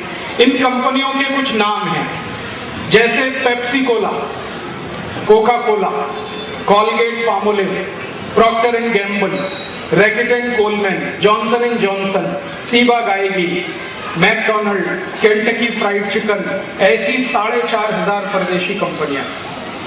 हमारे पुढ़ारियों ने इनको लाइसेंस दे दिए हैं। ये कंपनियों ने भारत में अपने कारखाने लगाए हैं, फैक्ट्रियां बनाई हैं, उनमें कुछ वस्तुएं ये बनाते हैं, उन वस्तुओं का टीवी पे जाहिरात कराते हैं। वो जाहिरात आप और मैं हम रोज देखते हैं। थोड़े दिन में वो जाहिरात हमको इतने पसंद आते हैं कि हम वही वस्तु खरीदते हैं जो हमने जाहिरात में देखी। और जैसे ही हम परदेशी वस्तु खरीदना शुरू करते हैं जाहिरात देखकर, तो इस देश का दर वर्षी 2 लाख कोटी रुपए का नुकसान हम कराते हैं। कैसे होता है ये सारा खेल? मैं आपको एक उदाहरण से समझाता हूं। आप कभी भी टीवी चैनल स्विच ऑन करिए और आपको बातमी देखनी है, बातमी, तो कोई चैनल शुरू करिए, आज तक शुरू करिए, एनडीटीवी शुरू करिए, स्टार न्यूज शुरू करिए, कोई भी चैनल शुरू करिए, तो आप देखेंगे कि उस चैनल में 2 मिनट बातमी आती है और 3 मिनट जाहिरात आता है। पहले बातमी फिर जाहिरात, पहले बातमी फिर जाहिरात, फिर बातमी फिर जाहिरात, फिर बातमी फिर जाहिरात। अंत में क्या होता है? बातमी भूल जाती है, जाहिरात याद हो जाती है। मैं किसी को भी पूछता हूं, रात को दूध पीना, उसमें हड़द मिला के पीना सोने से पहले। हड़द का दूध कोई भी पिए तो जिंदगी में कभी भी सर्दी, खांसी, बुखार और टॉन्सिल की बीमारी जो बच्चों को होती है, ये कभी नहीं होती। अपने स्वयं पाक घर में ऐसी बहुत औषध है। हमारे स्वयं पाक घर में एक अच्छी औषध है जो ताप बुखार में बहुत काम आती है। वो औषध यही है, तुलसी का रस। तुलसी का रस ले लो। और एक आयुर्वेदिक औषध आती है, एक आयुर्वेदिक औषध आती है, उसका नाम है छोटी पीपर। सुना है कभी? छोटी पीपर मराठी में क्या कहते हैं? छोटी पीपर बिल्कुल छोटी सी काले रंग की होती है। नहीं, लवंग नहीं, लवंग अलग चीज है, पीपर। आप ऐसा करना, आयुर्वेद की दुकान में जाना, उसको बोलना, वो देगा। छोटी पीपर बिल्कुल ऐसी होती है जैसे काली मिर्च होती है, वैसी होती है, लंबी सी होती है। उसको घिसकर उसका पाउडर और थोड़ा सा तुलसी का रस और मध, ये तीनों मिलाकर पीने से कितना भी ताप हो, कितना भी बुखार हो, खत्म हो जाता है। ऐसे ही अपने स्वयं पाक घर में एक बहुत अच्छी औषध है, मेथी का दाना। मेथी दाना देखा है? ये घुटने का दर्द है, कमर का दर्द है, कंधे का दर्द है, जोड़ों का दर्द है, संधिवात। संधिवात की सबसे अच्छी औषध है मेथी का दाना। इसको रात में पानी में डालना, 1 चम्मच, 1 गिलास पानी में। सुबह सुबह उठकर मेथी का दाना खाना, चबाकर पीछे से पानी पिएंगे तो 1.5-2 महीने में सारा संधिवात खत्म हो जाता है। और इसी मेथी के दाने से डायबिटीज भी ठीक हो जाती है, 3 महीने खाना पड़ता है। इसी मेथी के दाने से सिर में चक्कर आना बंद हो जाते हैं। इसी मेथी के दाने से माइग्रेन नाम की बीमारी ठीक हो जाती है, आधे सिर का दर्द। और ये मेथी का दाना हमारी आयु के लिए बहुत उपयोगी है। जब हमारी आयु की उम्र 45 वर्ष होती है तो मेनोपॉज पीरियड शुरू होता है। बहुत कॉम्प्लिकेशन उस समय आयु को होते हैं। उस समय मेथी का दाना सभी आयु को बहुत अच्छा काम आता है। और ये मेथी के दाने का आप उपयोग करना चाहें तो रक्त की जितनी भी बीमारियां हैं, रक्त की बीमारी माने heart attack, cardiac arrest, cholesterol बढ़ना, ये सब मेथी दाने से ठीक होता है। ऐसे ही अपने स्वयं पाक घर में एक बहुत अच्छी औषध है, चूना। पान में जो चूना लगा के खाते हैं ना, ये एक चूना 48 बीमारियों में औषध का काम करता है। एक बहुत खराब बीमारी आती है, उसका नाम है पीलिया। अंग्रेजी में कहते हैं जॉन्डिस, मराठी में शायद कहते हैं काविड़। काविड़ समझते हैं? आंखें पीली हो जाती, उसकी औषध है चूना। क्या करने का है? उसके रस में चूना मिला के पिलाओ जिसको भी काविड़ हुआ, 7 ही दिन में काविड़ ठीक हो जाए। कितना पिलाएं? 1 ग्राम चूना और 1 गिलास उसका रस। इसी चूने से और एक रोग ठीक होता है। आंखों में अगर मोतियाबिंद आ गया, कैटरेक्ट, तो ऑपरेशन बिना कैटरेक्ट ठीक करना है तो चूने से ही ठीक होता है। चूना खाना है दही में मिला के या ताक में मिला के। इसी चूने से और एक रोग ठीक होता है। अपने घर में छोटे बच्चे होते हैं, उनको ऊंच नहीं बढ़ता, कई ऐसे बच्चे होते हैं, उनको बोलो कि दही या ताक में चूना खाओ, ऊंच बढ़ेगा। और कुछ बच्चे ऐसे देखे हैं मैंने जिनका लंबाई अच्छा है लेकिन बुद्धि कमजोर है, ब्रेन कम है, उनको चूना खिलाओ, ब्रेन बहुत अच्छा होता है। आप में से बहुत सारी बहनें हैं जिनको अक्सर एक बीमारी है, बाल टूट रहे हैं। आप चूना खाना शुरू कर दो, बाल टूटना बंद हो जाए। अगर आपको नाखून में कोई तकलीफ आ रही है, चूना खाओ, नाखून अच्छे हो जाएंगे। अगर आपको शरीर में चुस्ती फुर्ती, भूख कम लग रही है, चूना खाओ, भूख अच्छी लगेगी। मैंने इस चूने का प्रयोग करके 48 बीमारियों को ठीक किया है और पिछले 6 साल में हजारों रोगियों को ठीक किया, फोकट में, बिना 1 पैसे खर्चे के। तो मैं सबको बोलता हूं, चूना खाओ, चूना किसी को लगाओ मत, चूना खाओ, चूना खाने के लिए। घर में ऐसी कोई औषध नहीं है जिससे बीमारी ठीक ना हो। मैंने एक दिन स्वयं पाक घर का हिसाब निकाला था। स्वयं पाक घर में 108 औषध हैं और 148 बीमारियों का इलाज उससे होता है। तो आप कभी भी बीमार पड़े तो बजाय डॉक्टर की दवा खाने के स्वयं पाक घर की औषध खाओ। और चलते चलते एक आखिरी माहिती देता हूं कि जिंदगी में 4 सूत्र का पालन करो तो बीमार नहीं पड़ोगे कभी। 4 सूत्र मैं बताता हूं। अगर विद्यार्थियों के पास नोटबुक है तो निकाल के लिख लें, कागज है तो कागज पे लिख लें, डायरी है तो डायरी में लिख लें, क्योंकि ये बताने कोई दोबारा नहीं आएगा आपके पास। मैं आपको 4 ऐसे सूत्र बताकर जा रहा हूं, जीवन पर्यंत काम आएंगे। आपको जीवन पर्यंत निरोगी रहना है, रोग मुक्त रहना है, सुखी रहना है डॉक्टर के पास ना जाना पड़े, औषध ना खानी पड़े, ऑपरेशन ना कराना पड़े, इसके लिए आयुर्वेद के 4 सूत्रों का पालन करो। बोलूं? बहुत सरल सूत्र हैं, आसानी से आपको याद भी हो जाएंगे। लिखेंगे तो अच्छा है, नहीं तो याद हो जाए। पहला सूत्र है, खाना खाने के तुरंत बाद पानी मत पियो। खाना खाने के तुरंत बाद पानी मत पियो। खाना खाने के बाद पीना है तो ताक पियो, और कुछ पीना है तो दूध पियो या तो जूस पियो, पानी मत पियो। खाना खाने के पहले पानी पी सकते हैं, खाना खाने के 40 मिनट पहले पानी पी सकते हैं, बाद में 1 घंटे 30 मिनट तक पानी मत पियो। अब आप बोलोगे जी क्यों नहीं पिए? बात समझ लो। हम जो कुछ भी खाना खाते हैं वो हमारे पेट में जिस स्थान पर इकट्ठा होता है उस स्थान को कहते हैं जठर। संस्कृत में कहते हैं जठर, मराठी में भी कहते हैं जठर, अंग्रेजी में कहते हैं एपिगैस्ट्रिकम, हिंदी में कहते हैं आमाशय। ये एक ही चीज के 4 नाम। तो जठर नाम का जो स्थान है, यहाँ पर सारा भोजन इकट्ठा होता है। जठर में अग्नि जलती है, उसको कहते हैं जठर अग्नि, अर्थात जठराग्नि। ये अग्नि जलती है तो खाने का पाचन होता है। तो खाना जैसे ही खाते हैं अग्नि जलती है, अग्नि जलती है, उसी समय आप गट गट गट गट पानी पी लेते हो तो अग्नि शांत हो जाती है, तो खाना पचता नहीं, तो खाना सड़ता है, और सड़ा हुआ खाना 103 रोग पैदा करता है। इसलिए आयुर्वेद में कहा गया है भोजन के तुरंत बाद पानी नहीं पीना। कब पीना? 1 घंटे 30 मिनट बाद पीना। और प्यास लगे तो मैंने बोला ताक पीना, या तो दूध पीना, नहीं तो जूस पीना, पानी नहीं पीना। ठीक है? ताक पीना हो तो दोपहर को भोजन में ही पीना, जूस पीना हो तो सुबह के भोजन में पीना, और दूध पीना हो तो रात के भोजन में पीना। डिनर के बाद दूध, लंच के बाद ताक, ब्रेकफास्ट के बाद जूस। दूसरा नियम है कि पानी कभी भी पीना हो तो घूट घूट भर के पीना, थोड़ा थोड़ा पानी पीना, सिप सिप करके पानी पीना, एक साथ गट गट गट गट पानी नहीं पीना। क्यों? पानी थोड़ा थोड़ा पिए तो मुंह की जो लार है, जिसको लाला रस कहते हैं, स्लाइवा कहते हैं, ये पानी के साथ मिक्स होकर अंदर जाता है।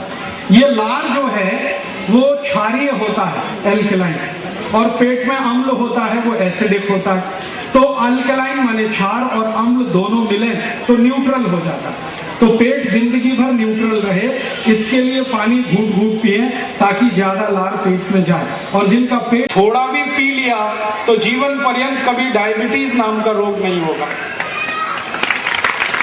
गुड़ी पड़वा 1 जनवरी नहीं है, गुड़ी पड़वा है, याद रखना इसको। 1 जनवरी क्रिश्चियन लोगों का नया वर्ष है, हम हिंदुस्तानियों का नया वर्ष है गुड़ी पड़वा।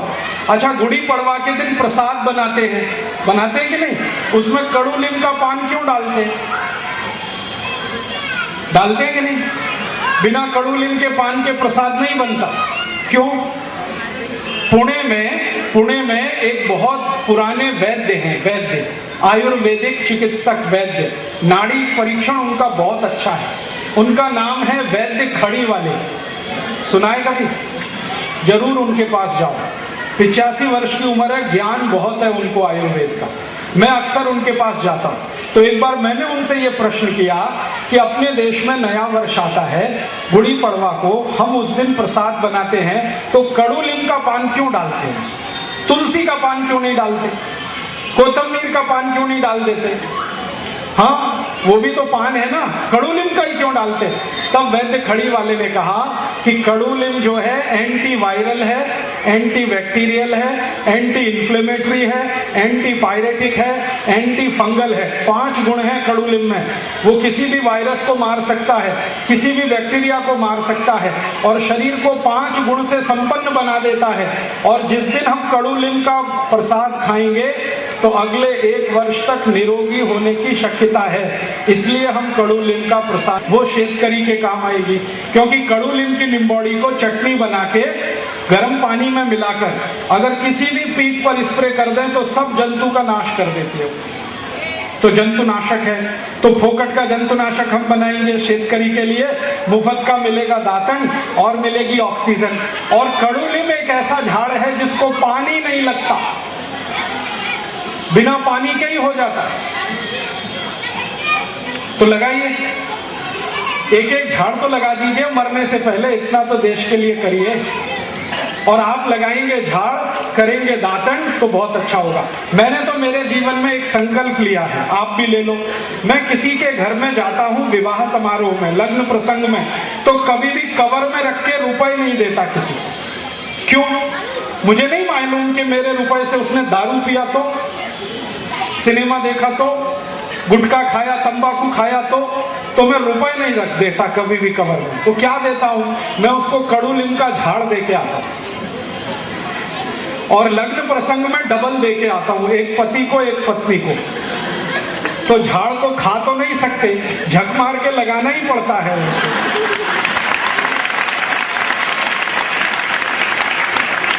तो 2 झाड़ तो लगे।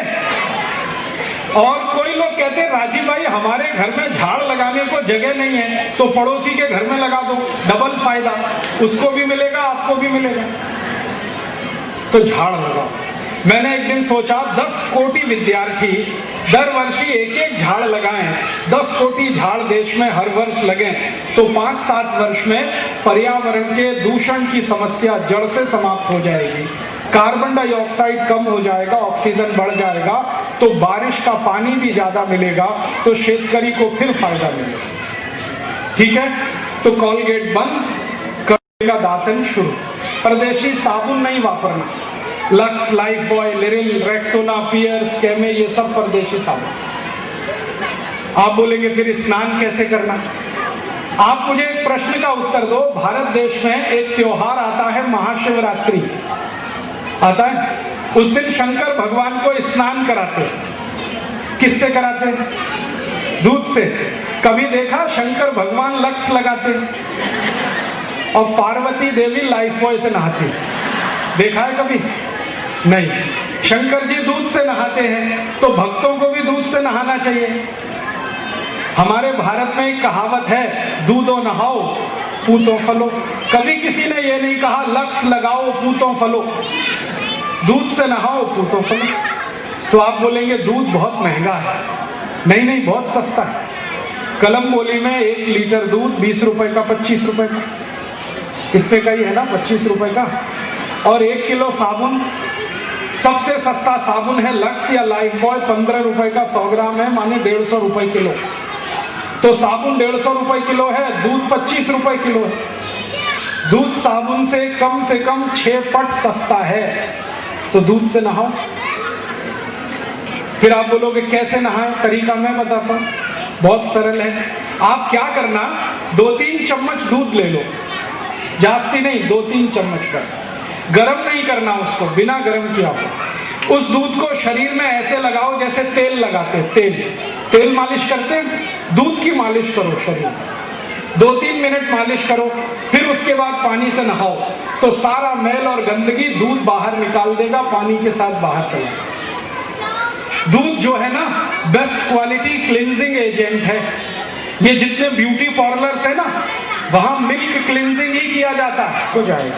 तो अपना पैसा अमेरिका को नहीं देना है, अपना पैसा भारत के शेतकरी समाज को देना है। तो दूध, उससे नहाओ। और दूध से भी अच्छी एक चीज है नहाने के लिए, चने का आटा, माने बेसन। थोड़ा बेसन ले लो, उसमें दूध मिला दो, पेस्ट बनेगा, उसको रगड़ के नहाओ।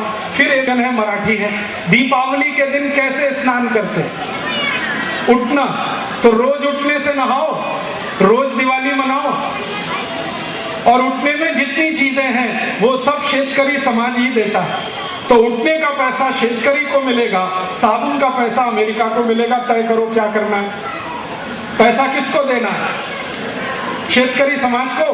तो या तो उठने से नहाओ, नहीं तो दूध से नहाओ, नहीं तो मुल्तानी मिट्टी से नहाओ, नहीं तो बेसन से नहाओ, नहीं तो और एक फोकट का स्नान करने का तरीका बताता हूं।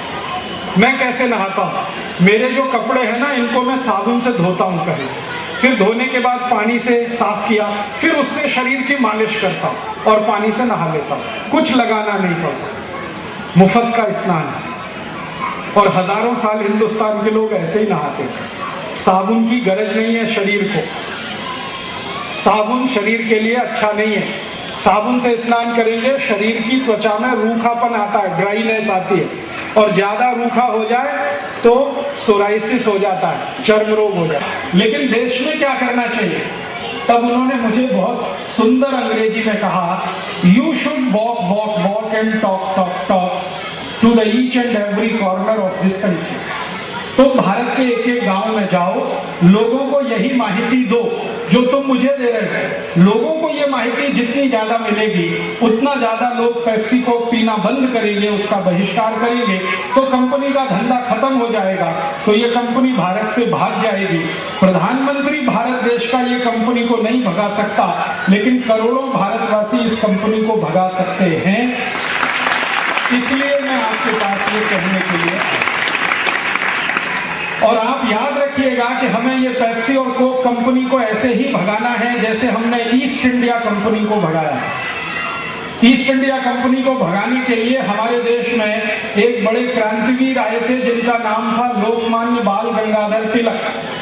पुणे में उन्होंने एक आंदोलन शुरू किया था 1905 में, उसका नाम था स्वदेशी आंदोलन।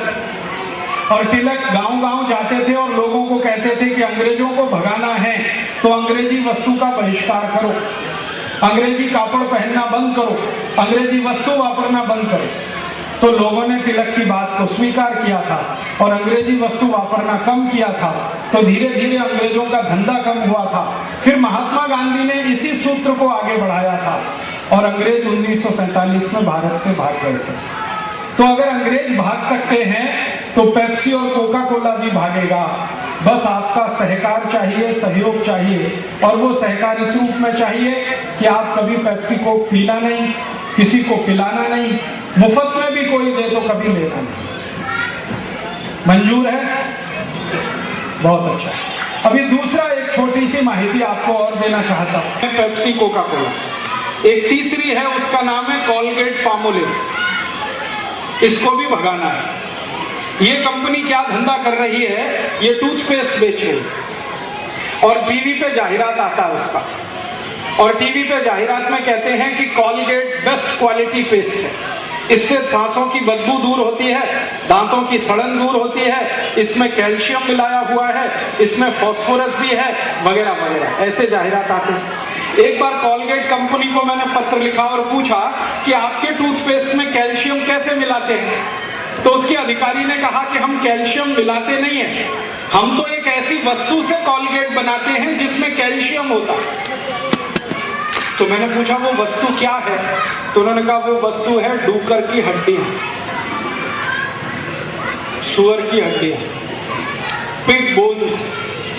मैंने उनको पूछा ये डूकर की हड्डियां कहां से लाते हैं? तो उन्होंने कहा भारत में बहुत मिलती है।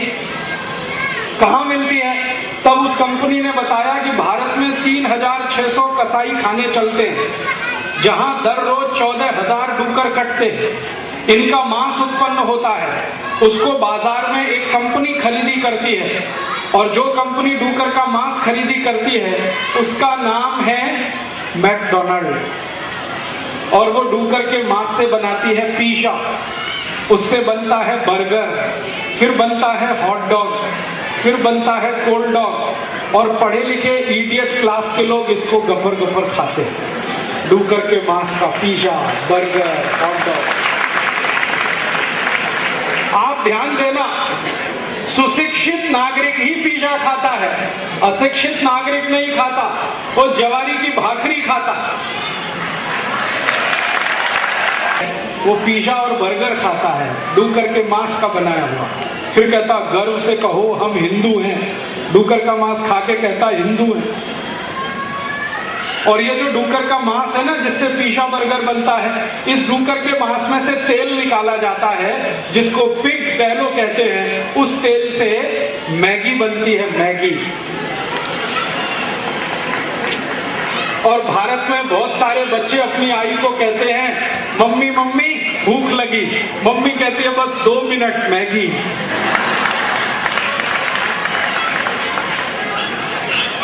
तो मैगी बनती है, पिज़्ज़ा बर्गर बनता है, मांस बिक जाता है, उसकी हड्डियां क्या कहाँ जाती है। हड्डियों को कॉलगेट कंपनी खरीदती है, हड्डियों को सूर्य प्रकाश में सुखाया जाता है, फिर मशीन में डालकर पाउडर बनाया जाता है, फिर उस पाउडर से कॉलगेट बनता है, उससे है, फिर कहते हैं सांस की बदबू दूर हो गई है।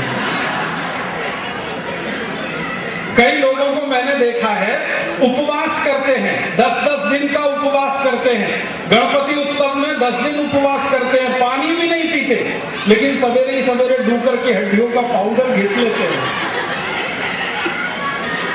ऐसा हो रहा है हमारे देश।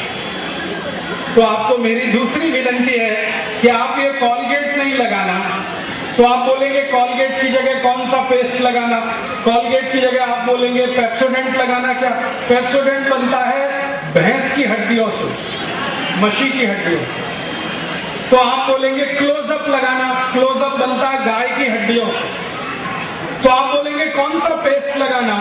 मेरी बात माने तो कोई पेस्ट मत लगाना, आप लिमड़ा के दातन से, नीम के दातन से दांत साफ करना। कड़ू लीम की काढ़ी tax free, cost free, side effect नहीं है, एक्सपायरी डेट कुछ भी नहीं है। गांव गांव गली गली कड़ू लीम की काढ़ी मिलती है, उससे दांत घिसना तो दांत मजबूत होंगे, पैसे बचेंगे और मुनाफा शेतकरी समाज को मिलेगा। 50 लाख शेतकरी नागरिकों को काढ़ी बेचने का रोजगार मिल जाए। आप कभी मुंबई जाते हैं? मुंबई के सभी रेलवे स्टेशन में कड़ूलीम की काढ़ी मिलती है। 1 रुपए की 2 रुपए की 3, दादर में मिलती है, घाटकोपर में मिलती है, कहीं भी मिलती है। मुंबई बीटी में मिलती है, चर्च गेट में मिलती है। अब मुंबई में मिलती है तो कलम्बोली में भी मिल सकती है। कैसे मिलेगी? आप डिमांड करो तो सप्लाई आएगी। अर्थशास्त्र का एक नियम है कि मांग करो तो पूर्ति होगी। आप कड़ूलीम की काढ़ी चाहिए चाहिए चाहिए ऐसा बोलोगे तो कोई ना कोई लाके बेचेगा, तो किसी न किसी शेतकरी बांधव को रोजगारी मिलेगी। और एक फायदा क्या होगा, कड़ूलीम की काढ़ी करेंगे तो पहले चबाना पड़ता है, उसमें से रस निकलेगा। कड़ूलीम का रस अगर आपने थोड़ा भी पी लिया तो जीवन पर्यंत कभी डायबिटीज नाम का रोग नहीं होगा।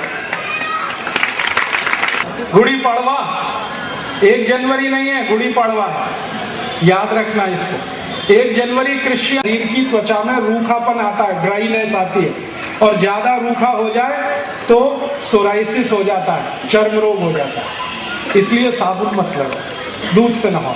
और दूध के नहाने का एक और फायदा है, दूध से नहाओगे तो चामड़ी है ना, त्वचा, ये एकदम सॉफ्ट रहती है, नरम।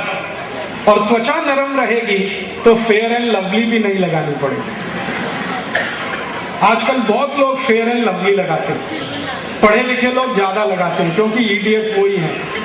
ये लोग फेयर एंड लवली लगाते हैं, मैं उनको पूछता हूं क्यों लगाते हो, तो कहते हैं इससे गोरापन आता है। तो मैंने मेरे गांव में एक मछली को फेयर एंड लवली लगा के देखा, रगड़ रगड़ के 4 साल लगाया, वो मछली अभी भी काली की काली। दुनिया में ऐसी कोई क्रीम नहीं है जो काले को गोरा बना दे, जो काला है वो काला है, जो गोरा है वो गोरा है। इसलिए फेयर एंड लवली मत लगाओ, फालतू का खर्चा है। 25 ग्राम फेयर एंड लवली 40 रुपए में आती है, 50 ग्राम 80 रुपए में, 100 ग्राम 160 रुपए में, 1 किलो 1600 रुपए में।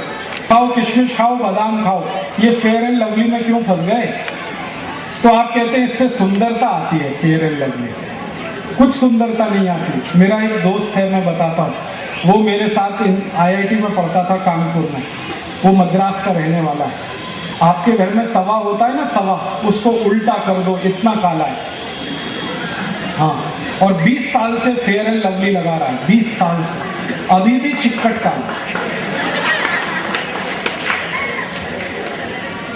कोई क्रीम बनी नहीं है काले को गोरा बनाने के लिए, ये आपको मूर्ख बनाते हैं। क्रीम से सुंदरता नहीं आती, पाउडर और लिपस्टिक से सुंदरता नहीं आती। सुंदरता आती है गुण, कर्म और स्वभाव से। आपके गुण अच्छे बनाओ, कर्म अच्छे करो, स्वभाव अच्छा रखो। जिनके गुण, कर्म, स्वभाव अच्छे होते हैं वो दुनिया में सबसे सुंदर होते हैं। और भारत में तो ये कहा जाता है शरीर सुंदर नहीं होता, आत्मा सुंदर होती है। क्योंकि शरीर तो नश्वर है, आज नहीं तो कल, कल नहीं तो परसों, मरना सभी को है। मरने के बाद आपका जब अंतिम संस्कार किया जाता है ना, तो पूरा शरीर 20 ग्राम माटी में बदल जाता है।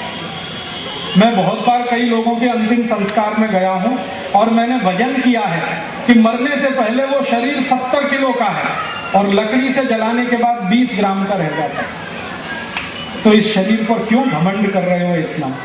ये 20 ग्राम माटी में बदल जाएगा, कोई याद भी नहीं रखेगा इसको। मरने के बाद किसी का शरीर याद नहीं किया जाता, गोरापन और कालापन याद नहीं किया जाता, याद किए जाते हैं उसके गुण, उसके कर्म, उसका स्वभाव।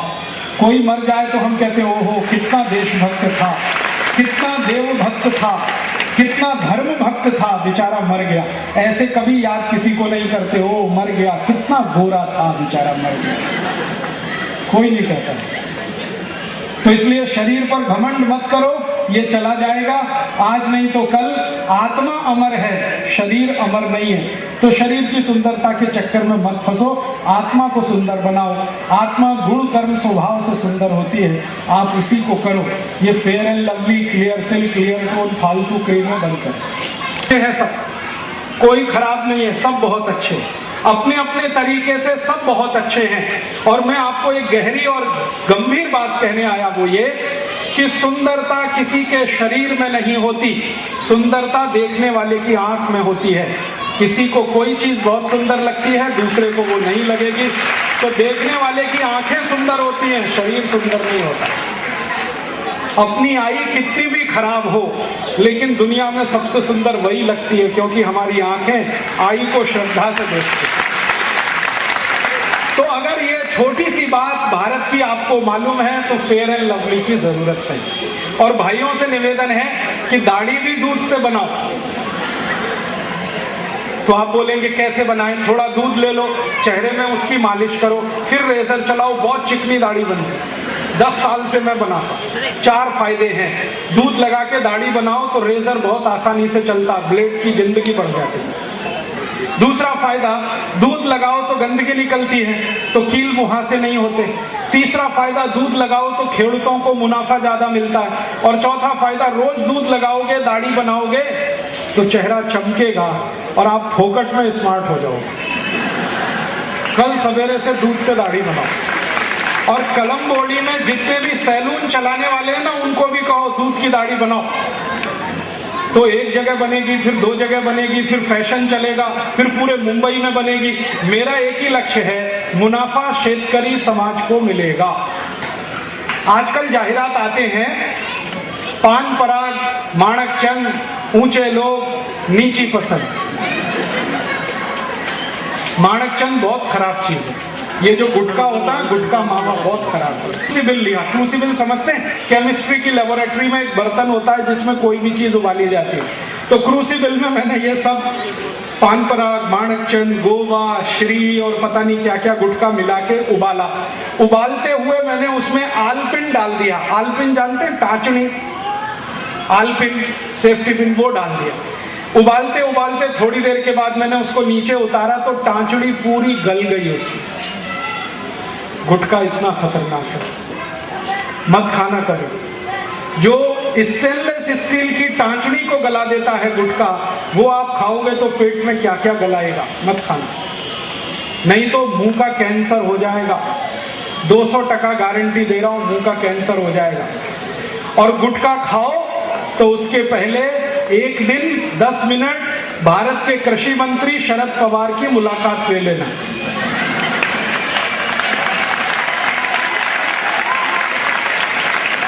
उनको मिलने जाना, भेंटी करने जाना जरा, और पूछना कि गुटखा खाने का क्या मजा है, तो वो बताएंगे आपको कि क्या मजा है। उनसे अच्छा कोई नहीं बता सकता इस देश में गुटखा खाने का क्या मजा है। ये हाल हो गया है मुंह का, एक तरफ मुंह लटका हुआ। तो गुटखा खाओ तो पहले याद कर लेना, भारत के कृषि मंत्री को अगर ये हो सकता है तो आपको तो उससे भी जल्दी हो सकता है। मत खाओ। तो आप बोलेंगे फिर क्या खाएं? गुटखे से अच्छा बहुत कुछ है खाने के लिए। काजू खाओ, बादाम खाओ, किशमिश खाओ, मुनक्का खाओ, क्या नहीं है अपने पास? बहुत कुछ है खाने के लिए। काजू खाओ, बादाम खाओ, किशमिश खाओ, मुनक्का खाओ, क्या नहीं है अपने पास?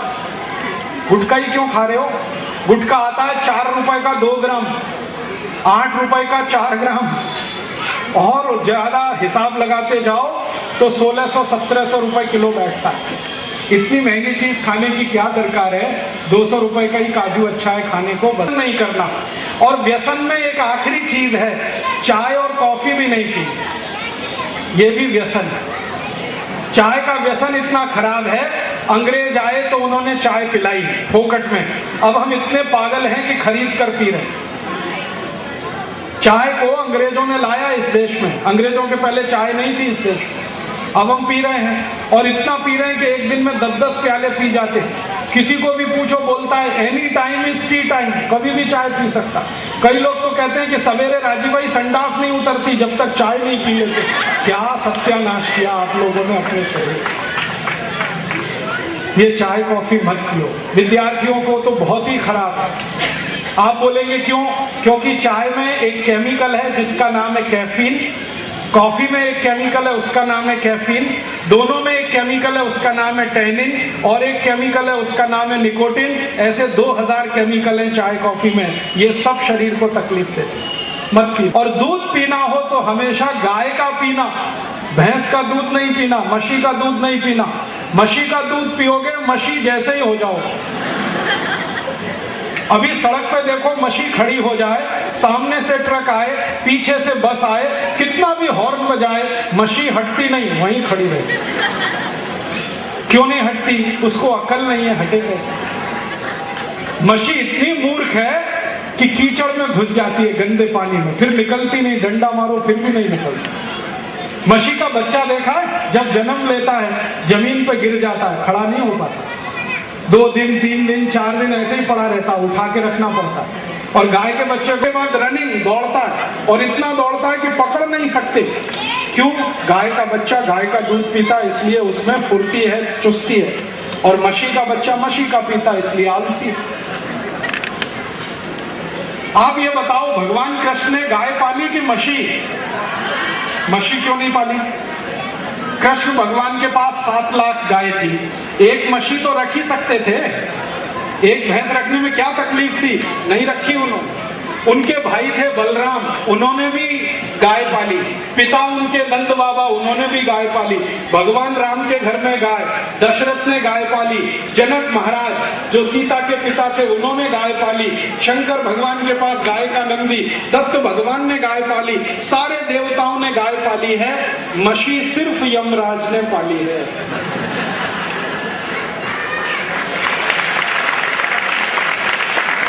तो मशी का दूध पियो, यमराज के पास जाओ। जाना है? मत जाओ, अभी देश को जरूरत है आपको। मशी का दूध कभी नहीं पीना। आपको मैं गंभीर माहिती देता हूं। आप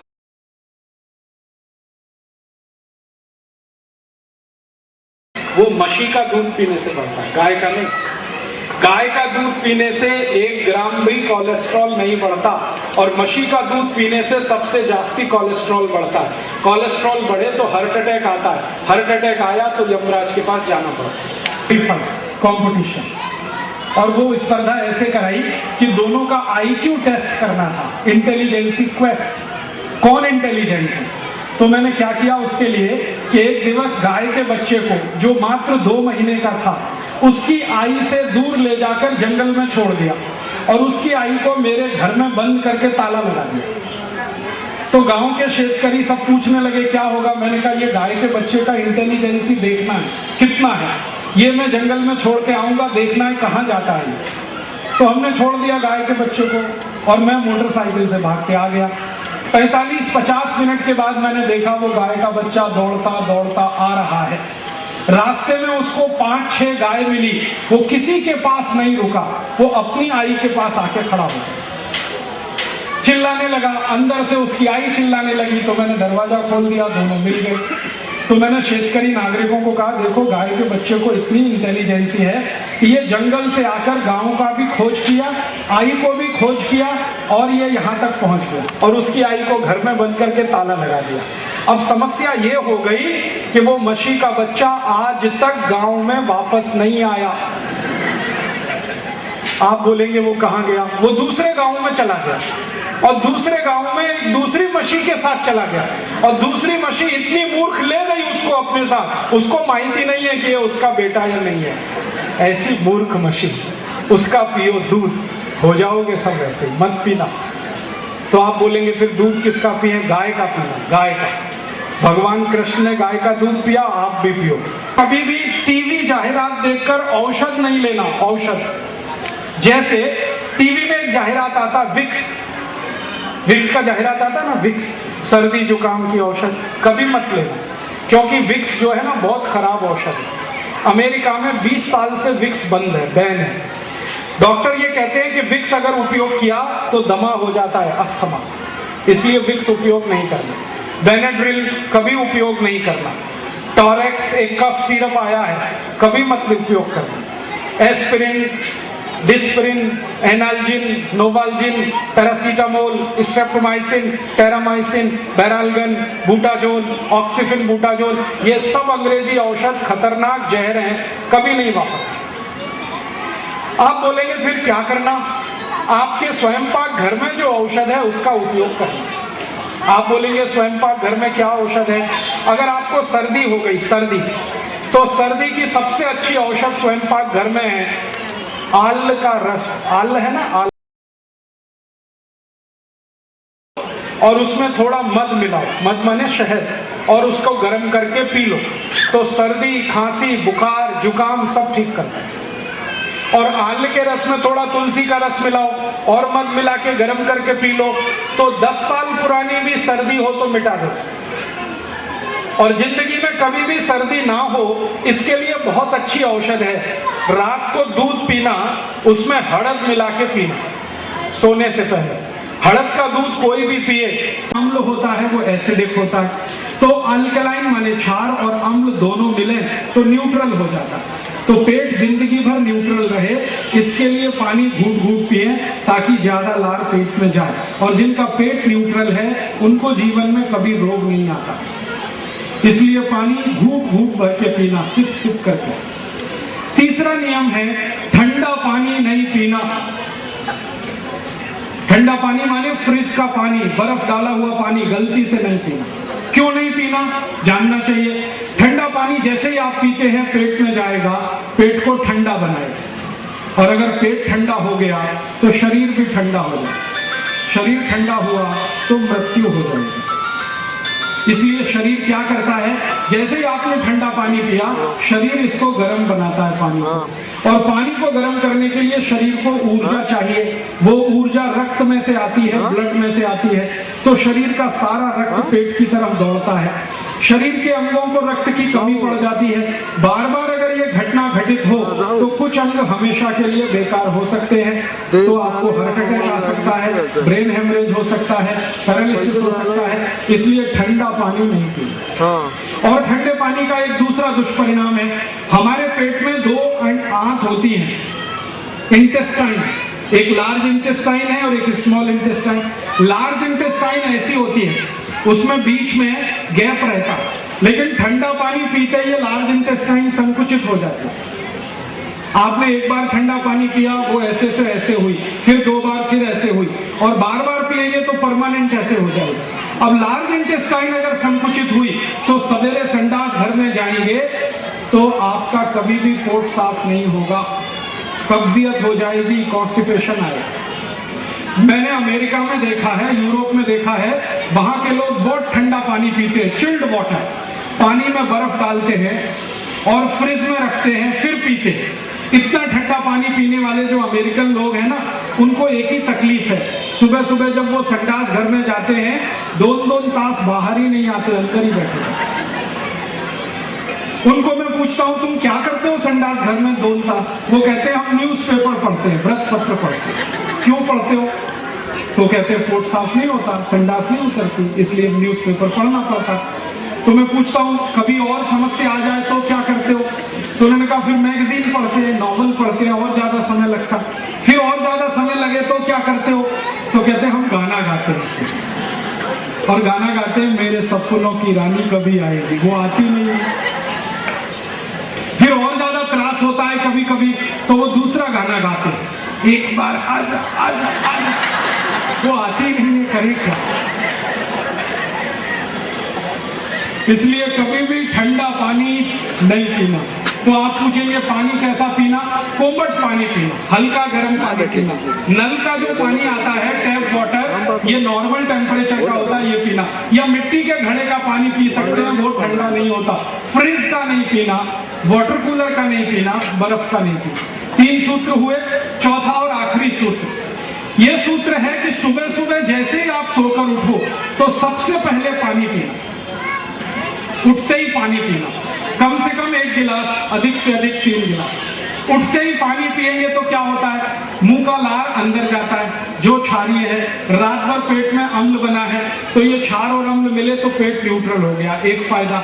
दूसरा फायदा, सुबह उठते ही पानी पियो, फिर संडास में जाओ तो पानी सीधे इंटेस्टाइन तक पहुंचता है और उसको पूरा साफ कर देता है, तो कभी भी कॉन्स्टिपेशन नहीं आया। और जिनको कॉन्स्टिपेशन नहीं आता उनकी जिंदगी में कोई रोग नहीं आता। तो 4 सूत्र मैंने बताए, उनको फिर दोहराता हूं। खाना खाने के 1.5 घंटे बाद पानी पीना, खाने के तुरंत बाद पीना हो तो ताक पीना, या तो दूध पीना, नहीं तो जूस पीना। दूसरा नियम है पानी घूट घूट पीना। तीसरा नियम है ठंडा पानी नहीं पीना। चौथा नियम है सवेरे उठते ही सबसे पहले पानी पीना। एक 5वां और बता देता हूं, वो भी जरूरी है। 5वां नियम है कि खाना जब खाओ तो धीरे धीरे चबा चबा के खाना। मराठी में कहते हैं ना, हड़ू हड़ू घ्या, सावकाश घ्या। ये बहुत साइंटिफिक है। थोड़ा थोड़ा धीरे धीरे चबा के खाएंगे ना तो ज्यादा लार खाने के साथ अंदर जाएगी, तो डाइजेशन परफेक्ट होगा। जिनका डाइजेशन परफेक्ट है उनकी लाइफ परफेक्ट है। ठीक है, तो ये सूत्र पालन करो। मैं करता हूं, 18 साल से मैं बीमार नहीं पड़ा, अगले 18 साल भी नहीं पड़ूंगा।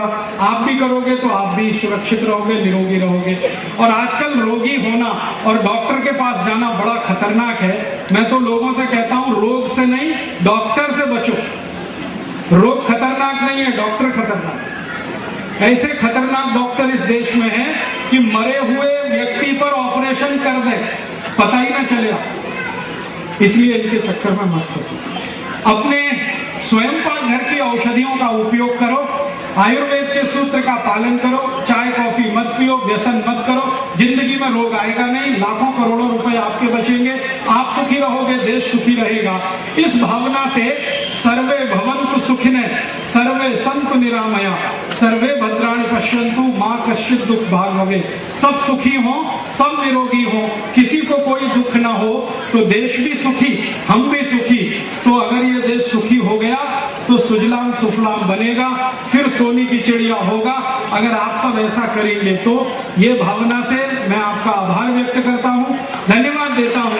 आपने बड़े धैर्य से, शांति से मुझे सुना, और जितनी माहिती मैंने दी है वो दूसरों को जरूर देना, क्योंकि ज्ञान को जितना फैलाएं उतना ही बढ़ता है और उसका मूल्य बढ़ता है। अब आपको ये लगे कभी कि ये जो माहिती भूल गए तो इसके लिए कुछ पुस्तकें मैंने बनाई हैं, वो यहाँ बाजू में स्टॉल पर हैं। स्वयं पाक घर की औषधियों से कौन कौन सी बीमारी ठीक हो सकती है, स्वयं पाक घर के बाहर जो तुलसी और अदरक जैसी औषधि, उससे क्या ठीक हो सकता है, ऐसी बीमारी की माहिती देने वाली 7-8 तरह की पुस्तकें हैं, आप ले सकते हैं। दुर्भाग्य से वो हिंदी में है, मराठी वाली में ला नहीं पाया क्योंकि मैं बीच में से आया इस कार्यक्रम के लिए। कभी आप चाहें तो मराठी वाली पुस्तक भी मंगा सकते हैं। मेरा पता बहुत सरल है, जहां आप चिट्ठी लिखेंगे वो पुस्तक भेज देंगे। राजीव दीक्षित, मुकाम पोस्ट सेवाग्राम, जिला वर्धा, राज्य महाराष्ट्र, इतने से पत्र पहुंच जाता है। आप मराठी चाहें तो मंगा सकते हैं। हिंदी पुस्तक यहाँ है, 7-8 तरह की है, आप ले सकते हैं, पढ़कर दूसरों को दे सकते हैं। और जो व्याख्यान मैंने दिया, इसकी 40 घंटे की ऑडियो सीडी और वीडियो सीडी है, वो सीडी भी यहाँ पर है, आप सीडी ले सकते हैं, बार बार देखकर इसकी कॉपी करके दूसरों को दे सकते हैं, ताकि ये विचार और ये ज्ञान ज्यादा से ज्यादा लोगों तक फैले और लोग इसमें लग जाएं, तो ये देश फिर से आजादी अपनी सुरक्षित रखेगा और सुजलाम सुफलाम हो जाएगा। हम लोगों ने ये अभियान शुरू किया था तो फंड की बहुत समस्या थी। कोई भी काम करो तो फंड्स लगते, तो हमने एक रास्ता निकाला। हम लोग खादी बनाते, चरखा चलाते हैं, खादी बनाते हैं, वो खादी की बिक्री से हमारे फंड्स इकट्ठे करते हैं। तो हमारे कार्यकर्ताओं का बनाया हुआ थोड़ा खादी का कापड़ भी है, अगर आप लेंगे तो इससे हमें थोड़ी आर्थिक मदद मिलेगी, आपको खादी का कापड़ मिलेगा। पुस्तक और सीडी लेंगे तो ये विचार को फैलाने में और ज्ञान को प्रसारित करने में आप सब एक दूसरे की मदद कर सकेंगे। ऐसी भावना से आपका आभार व्यक्त करता हूँ, धन्यवाद देता हूँ। और ये माहिती सबको दें, ऐसी भावना